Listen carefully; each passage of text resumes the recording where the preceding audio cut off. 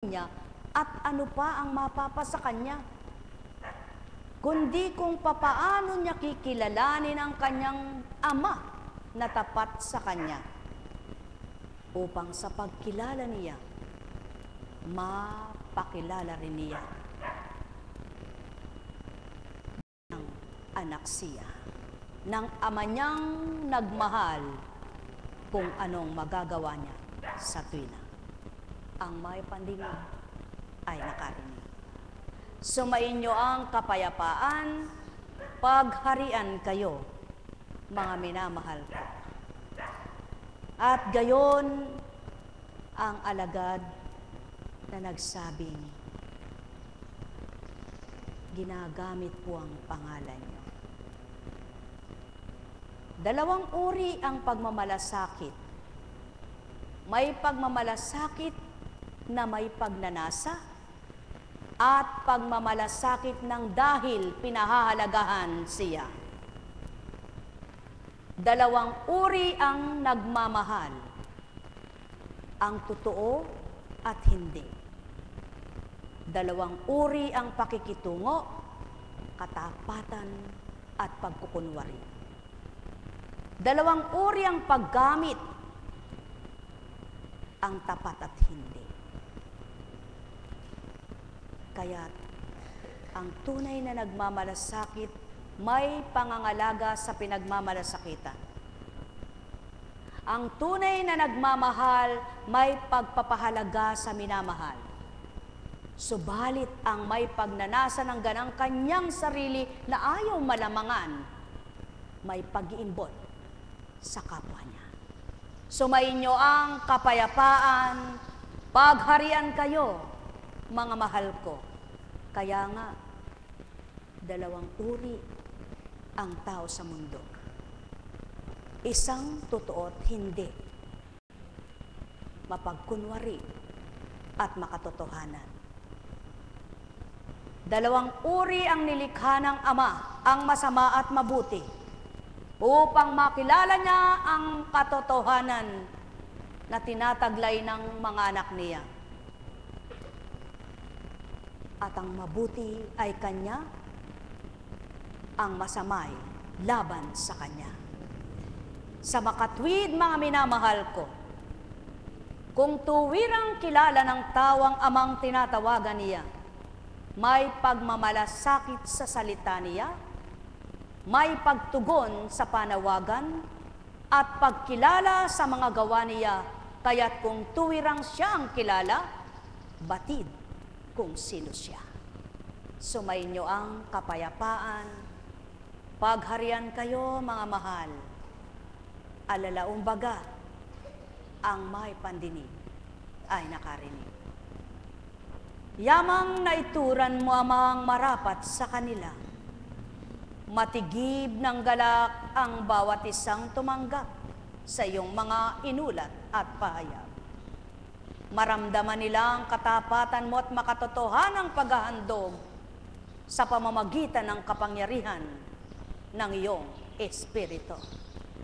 Nagkaramenayahana. Nagkaramenayahana. Nagkaramenayahana. Buhay po ba ang Diyos? Kay sarap ng may pangunawa. Ang bawat kataga ay nanunuot sa kalamnan. Nakapagpapadama ng higit na kasiyahan at kagalakan sa kalooban at nakapagpapaalab ng pagnanasang amay tanggapin sa buhay. At yan ang pawang katotohanan. Ang may pangunawa ay nakakaunawa at sa kanyang pangunawang nakakamtan, hindi magkaroon ng puwang ang masamang kaisipan. Sumainyo ang kapayapaan, pagharian kayo, mga mahal ko, sapagkat hinahadlangan ng kanyang pangunawa ang ayaw ng Ama upang wag manahan sa kanya bilang anak na kumikilala sa kanya. Kaya nga, ang nasa espiritu niya may pwersa at kapangyarihang labanan ang sanlibutan at ang katawan. Mga mahal, anak ka ba ng Ama? Banal na Espiritu ba ang sumaiyo? Pagtitimpi manahan, ganap sa inyong buhay. Pagpalain kayo, mga mahal ko. Nekkarameneyahanam, nekkarameneyahanam, nekkarameneyahanam. Dalawang uri ang pagtuturo, isang pangkabanalan at pangsanlibutan. Ang pagtuturo ng tao ay kaiba sa espiritu. Ang bibig kasi ng bibig ng tao na nasa sanlibutang karunungan kung anong kanyang natutunan at pinag-aralan, ukol sa kanyang taglay na kung anong pinagtapusan. Subalit ang karunungang pang-espiritual, kung di nakaugnay ng katotohanan sa Ama, malilis siya at maliligaw. Sumainyo ang kapayapaan, pagharian kayo, kaya mga mahal, iba rin ang pagtanggap sa katotohanan at pangsanlibutan. Kapag tinanggap ng puso mo'y sanlibutan at tiyaon ang nanahan, kailan may di mag-aalab ang pag-ibig mo sa amang mahal. Subalit kapag tinanggap ng puso mo ang kanyang pag-ibig, manunuot sa iyong kalamnan ang nunukal na kaligayahan. Sapagkat ang Ama ang siyang nagpapasibol ng galak sa iyong puso. Ang may pandinig ay nakarinig, sumainyo ang kapayapaan. Nekkarameneyahanam, nekkarameneyahanam, nekkarameneyahanam. Bakit kayo nang tinuran? Ang hindi laban sa akin ay ayon sa akin. At ang sino mang gumamit sa aking pangalan, hindi pagdakay, mababaliwala lamang. Sapagkat ang taong may katotohanan sa damdamin, habang nanunuot sa sarili niyang mabuti, may takot siya gumawa ng masama sa kapwa niya. Mga mahal, ang may pandinig ay nakarinig. Ang may layunin na pansarili, maraming katwiran sa kapwa niya. Subalit ang nanunuot sa buo niyang katauhan ay kapangyarihan ng Espiritu ng Ama, nananahimik sa pagkutya ng kapwa niya. Buhay ba ang Ama? Sumainyo ang kapayapaan, pagharian kayo, mga mahal ko. Ang may pandinig ay nakarinig.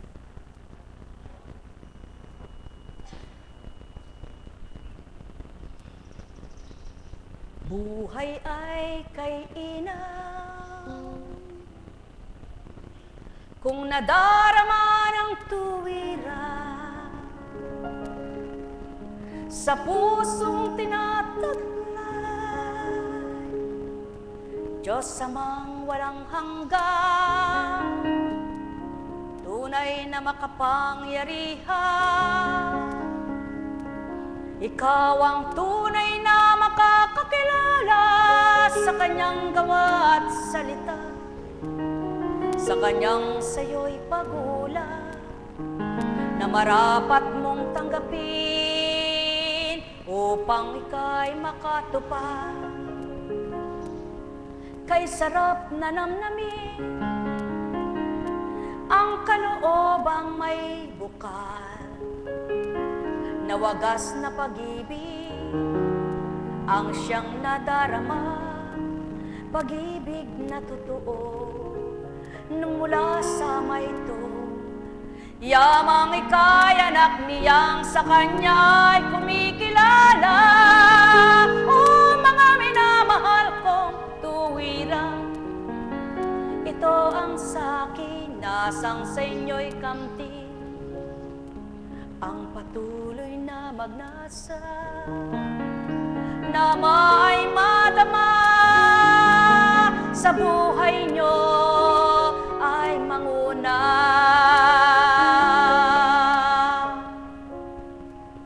Pawang katotohanan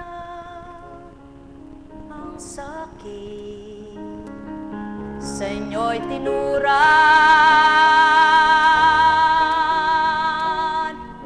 mga mahal.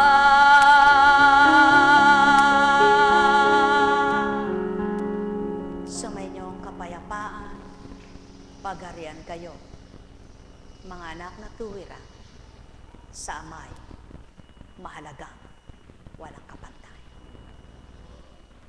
Buhay po ba ang Diyos? Halimbawa, ang isang tao nagtatrabaho sa dalawang kumpanya. Yung dalawang produkto na yun ay pinakikilala niya.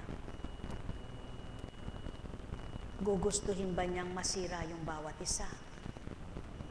Kaya kahit na hindi totoo yung isa at yung isa lang ang totoo, papakilala niya kapwa totoo sila. Tama ba ga? Ganon din ang nagmamaang-maangang espiritu.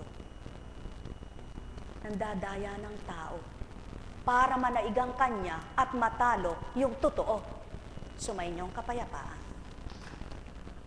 Alalaong baga, ang totoo namang nasa espiritu, kilala ang manlilinlang na espiritu.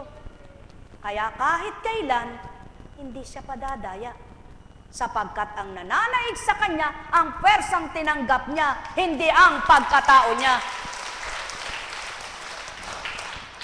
At yan ang pawang katotohanan. Kaya ang Kristo, hindi napatangay sa salitang tao.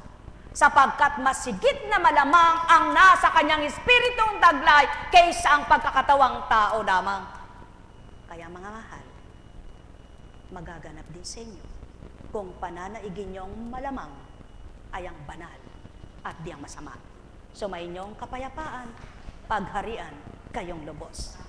Sapagkat ang nasa pagkatao'y laging may takot, pag-aalala, baka malamangan, baka madaya, baka malilang. Subalit ang nasa totoo, walang takot ni anuman.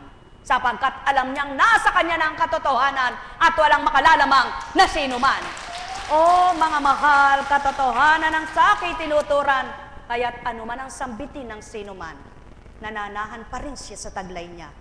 Sapagkat siya o ng paninindigan niya, ang pinagmulan niyang walang katapat na karunungan ng taglay. Mga mahal, katotohanan ang tinuturan ko, kaya't inyong pagnilayan, at kung mabubulay-bulay, matatanto nyo sino ka at sino ang manggagapi sa iyo. Sino ang tinanggap mo, ba't dapat mo siyang ipanaig kahit kanino? Kung tunay na kilala mo ang tinanggap mo ay ang iisang Diyos mo, sino man ang sumayo, maging kaharap mo at kahit sino, ang pananaigin mo ang tinanggap mong totoo. Sumainyo ang kapayapaan, pagharian kayo, mga minamahal ko. Kaya nga, kahit sino mang akit sa Kanya, kahit sino pa ang sumuhol sa Kanya, hindi niya ipalalamang sa tunay na tinanggap niya. Sapagkat naroroon na siya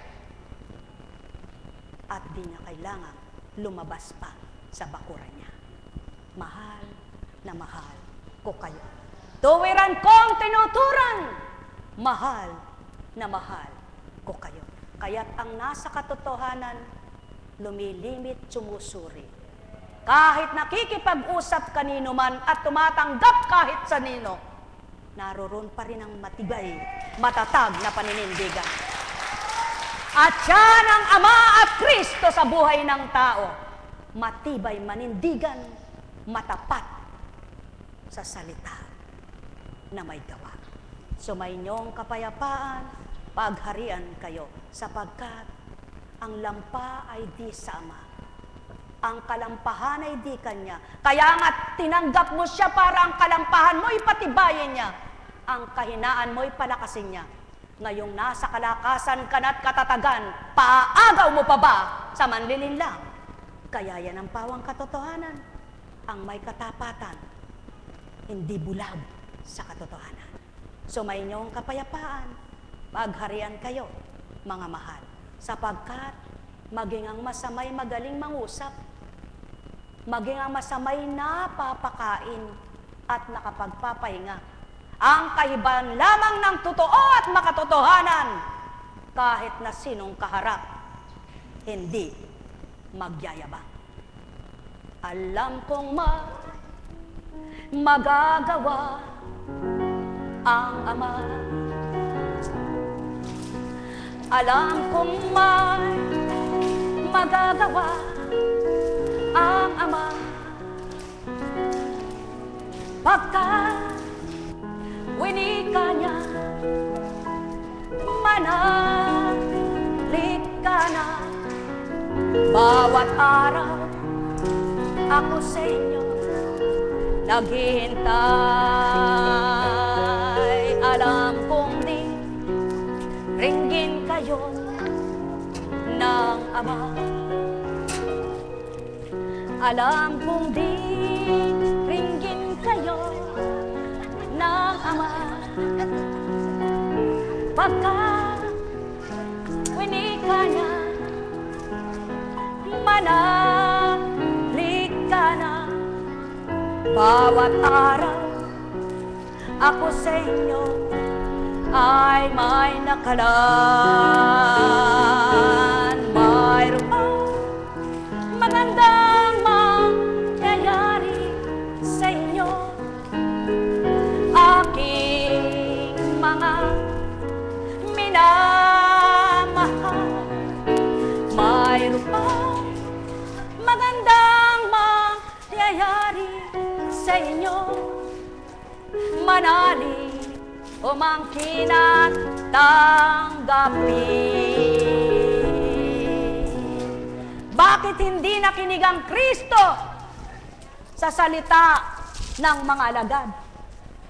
Sapagkat kilala niya ang tao at masigit na nakakakilala siya sa Ama. Kaya ang dapat panaigin niya ay ang kay Ama, hindi ang kay tao. Kaya kung kilala niyo ang Ama, pananaigin niyo siya sa inyo at hindi ang kapwa niyo. Sumayin niyo ang kapayapaan, pagharian kayong totoo. Maliwanag ang katotohanan, kaya hindi na at natigatig ang Kristo, sapagkat ang lahat ay batid na.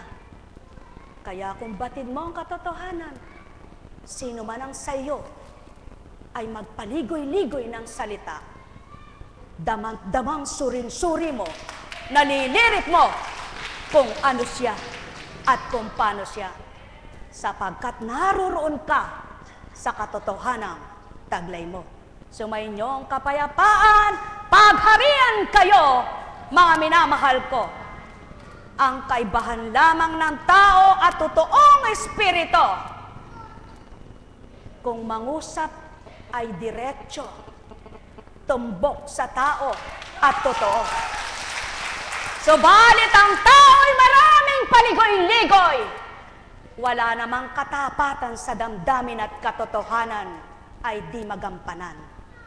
Yan ang malaking kaibahan ng tao sa mundo at ang binabang espiritu.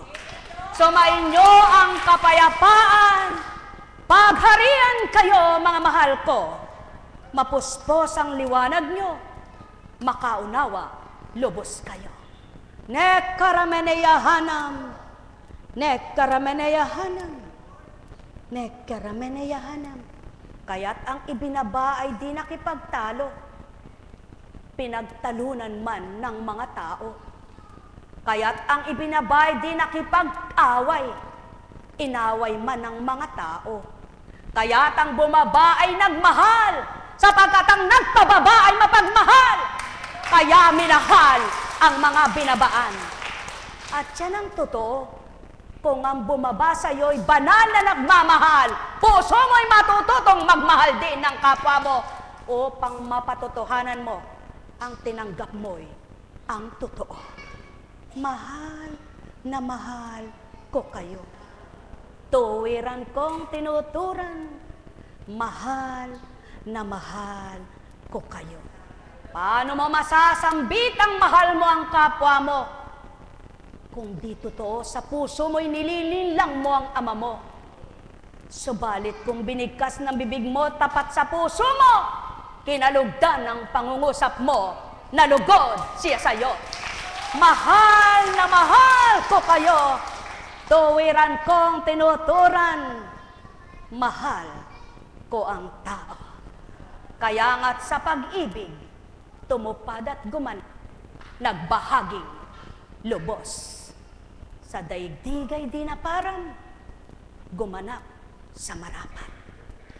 Yamang naituran mo, Ama ko, ang marapat sa tao. Magnilay ang totoong mula sa iyong espiritu.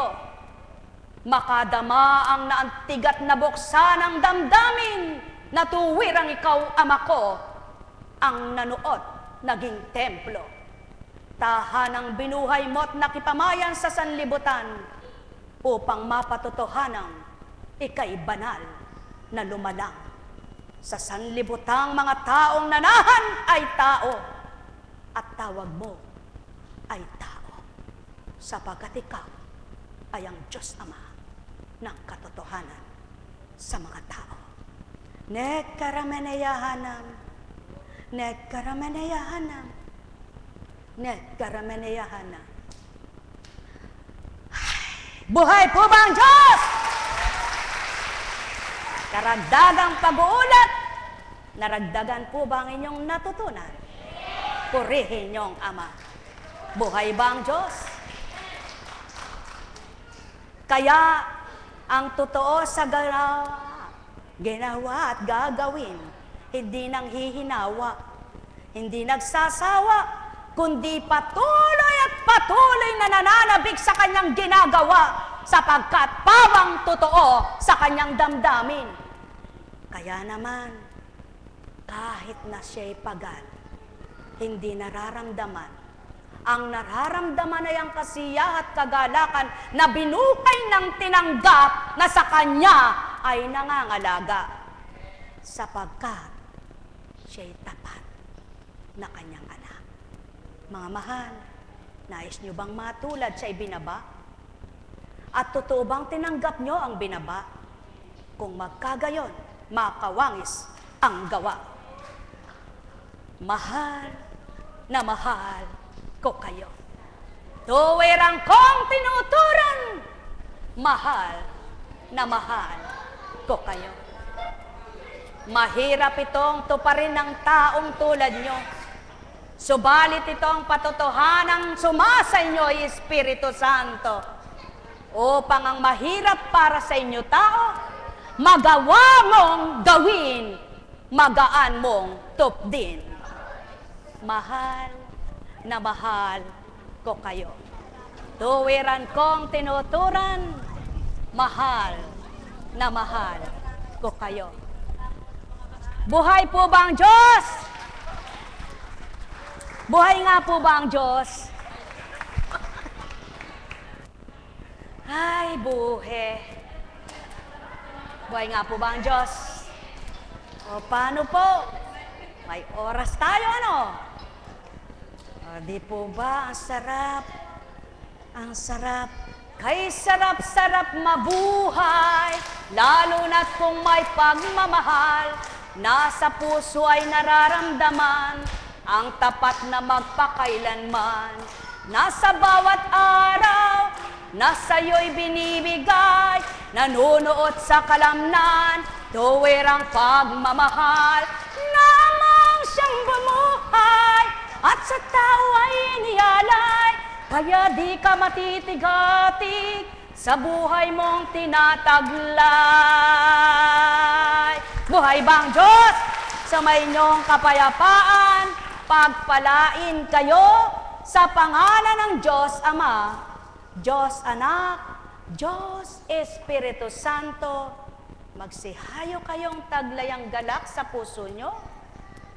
Maliwanag niyong nakamit ang pangunawang mula sa Diyos Espiritu at ang pagpapalang maraming tinutukoy sa buhay ng tao na tunay na mabutit mula sa may ito, kamtinawa ninyo, mga anak niyang totoo, na nakikipagtotoo sa kanyang Espiritu.